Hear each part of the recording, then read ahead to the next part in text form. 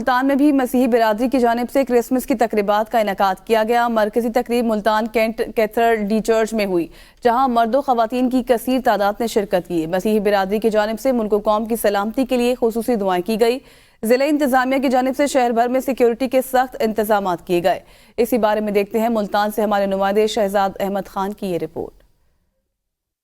मसीही बरादरी की जानिब से जिला मुल्तान में 40 से जायद मकामात पर मुख्तलिफ चर्चेस और इबादत गाहों में क्रिसमस तकारीब का एहतमाम किया गया, जहां मुल्क की सलामती और खुशहाली के लिए खसूसी दुआएं की गईं। आज हम बहुत ज़्यादा खुश हैं कि आज हम मसीह की विलादत का दिन मना रहे हैं। ईद का दिन है और इसको हम ना सिर्फ पाकिस्तान में बल्कि पूरी जो दुनिया में है, दुनिया के क्रिश्चियंस हैं, इसको बड़े ज़ोर शोर से, बड़े जोश व खरोश से मनाते हैं। दुनिया को ये बताना चाहते हैं कि जिस तरह से जो है दुनिया में मुख्तलिफ मज़ाहिब के लोग अपना अपने त्यौहार मनाते हैं, आज 25 तारीख को जो है क्रिश्चियन जो है वो बड़ा दिन क्रिसमस मना रहे हैं। सारे क्रिश्चियन बरादरी आते हैं, चर्च में प्रे वगैरह करते हैं।